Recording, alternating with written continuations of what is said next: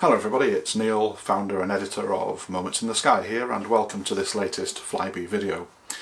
So this video is not designed to bash Flybe.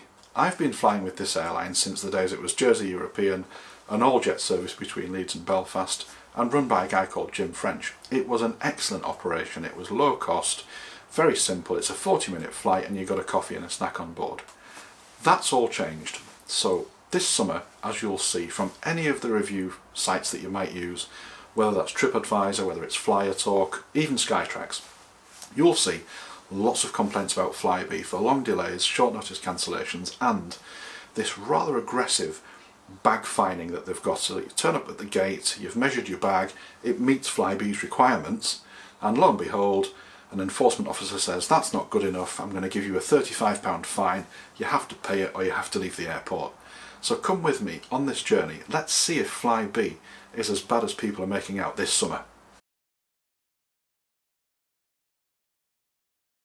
Morning everybody from Doncaster Sheffield Airport. It's about 5 AM and I'm here for a second attempt to get to Belfast with Flybe. As some of you followers, if you follow me on Twitter, you'll know over the last 12 months or so I've had a few problems trying to fly with Flybe, particularly from here at Doncaster Sheffield, with either very long delays or very short notice cancellations, although the last cancellation I had about 8 weeks ago from here to Belfast, they did pay me the EU compensation fairly quickly. So I got the £230, the €250 equivalent fairly quick, but I'm still waiting for the £78 refund for the flight itself, and you'd have thought it'd be the other way around. But so, I'll get to the point.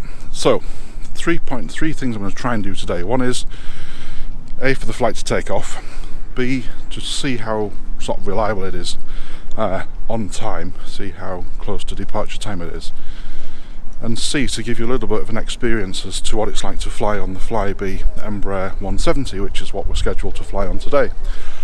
So, welcome to Doncaster Sheffield Airport.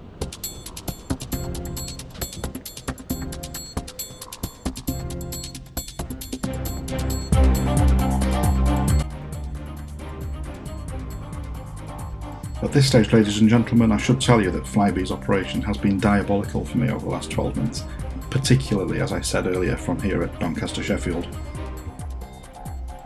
As we get closer to pushback time, I'm clearly getting a lot more nervous. I simply have to be in Belfast today, I can't cancel another work trip.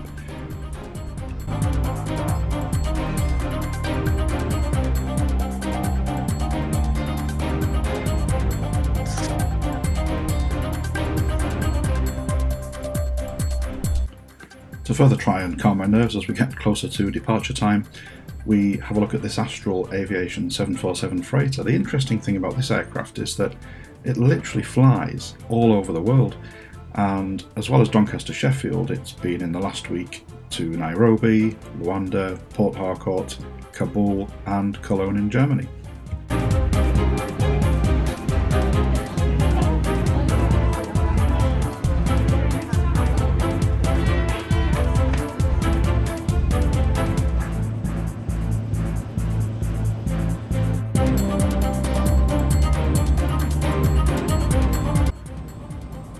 The reasons for the cancellations over the last 12 months are extremely varied. So we've had pilot sickness, cabin crew sickness, aircraft gone tech, so on one occasion it was actually here on stand, but went tech at the last minute, and they didn't have any other aircraft in the area, unfortunately.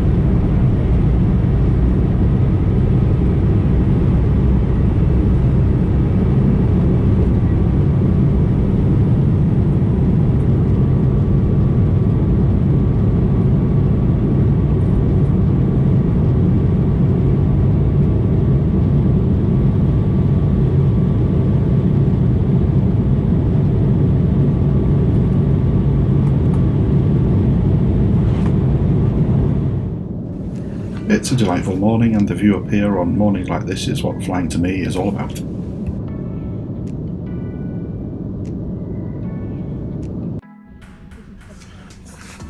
Flybe, like so many airlines these days, offers a decent buy on board selection.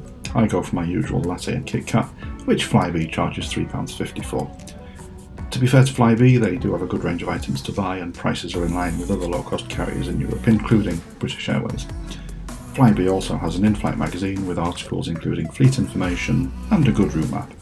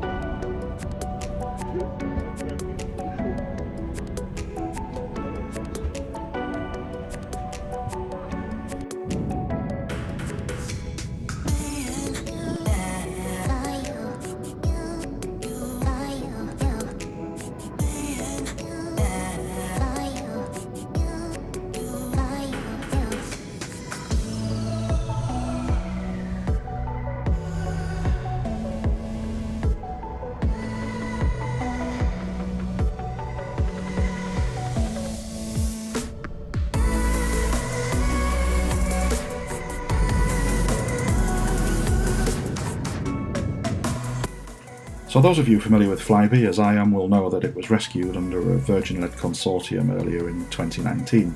Virgin are very keen to obviously turn Flybe profitable, but also to develop a feeder network primarily for their long-haul flights out of Manchester, Heathrow and Gatwick. As part of this, and I'm not surprised to hear, the day I stepped off the aircraft back in Doncaster, they announced a complete withdrawal and closure of the base here at Doncaster Sheffield, and therefore, as of the 27th of October 2019, there will be no further Flybe flights into DSA. This isn't a surprise to me.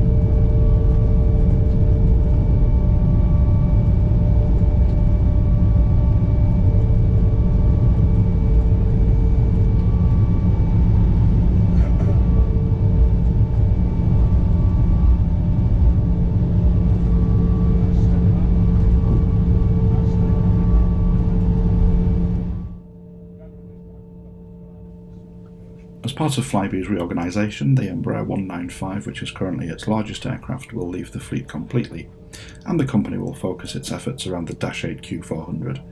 This is not an aircraft that I like at all.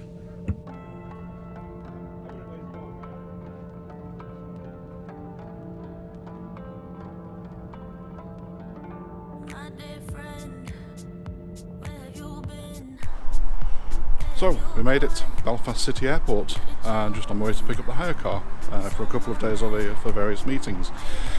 Now the thing is, on the pros, the flight took off on time, on a nice Embraer regional jet, which was fine, no problems whatsoever.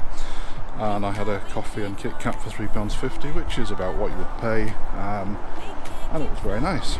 The challenge, well, in terms of challenges, there were none really. I couldn't really complain. It was a nice quiet service, like I say. It was bang on time, which is unusual in my experience. I've probably had about, I don't know, I was trying to work it out this morning, about £1,200 or £1,300 back in EU compensation over the last 12 months or so because of short notice cancelled flights and delays and so on and so forth that I think people are quite familiar with. The biggest problem is that whilst they didn't have any baggage enforcement this morning, and that's one of the key complaints, one of the common complaints that I read about, and certainly I've seen people getting a bit stroppy here at Belfast as they patrol the queues with the card readers to fine people for having bags that are not the correct size. The problem is that this morning is a good case in point. So no baggage enforcement whatsoever, and people with clearly bags that were too big. So what they've done by not enforcing that is those people will at some point, a number of them will at some point fly back to England, presumably on return flights. And then they'll start kicking off here because Flybe yet again is inconsistently applying the bag fee problem. So that's the only thing I've noticed. Now I fly with, specifically when I'm flying with Flybe, I always fly with a specially small case. They do have the lowest cabin baggage allowance of all of the airlines that I fly with, and that's because they fly the smallest aircraft of all the airlines that I fly with, so you can't blame them for that. But they really need to be consistent. If they're not going to do cabin checks, if they're not going to do gate check baggage like Lufthansa does. When I flew on a Lufthansa regional jet from Frankfurt to Manchester, it was on a small jet, so what they did was they just allowed people to drop the bags off and they just put them into the hold as you're boarding. So if Flybe doesn't want to do that, and they're going to insist on this fining people £35, and not everybody reads the terms and conditions as prominent as they make it, then they need to be really clear and really consistent, and that's just not what they're doing at the moment in my experience. So anyway, there you go. Not a problem this time round. Flight was on time, nice quiet aircraft. Yeah, here we are. I'll see you on the next video.